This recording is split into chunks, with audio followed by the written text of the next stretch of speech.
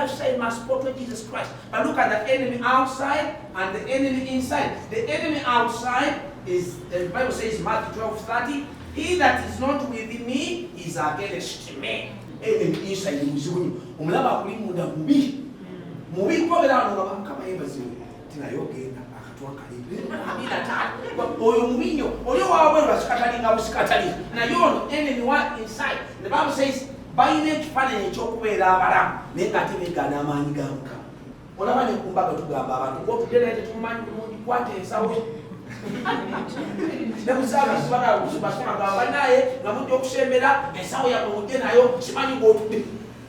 Nene yaze kusaba. That means what we say here is not what we mean inside.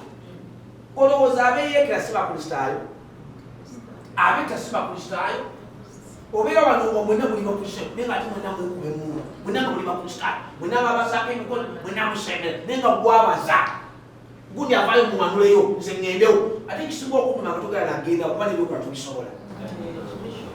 Praise the Lord Jesus. So I am praying that God will give you a new grace, that our life must portray Jesus Christ.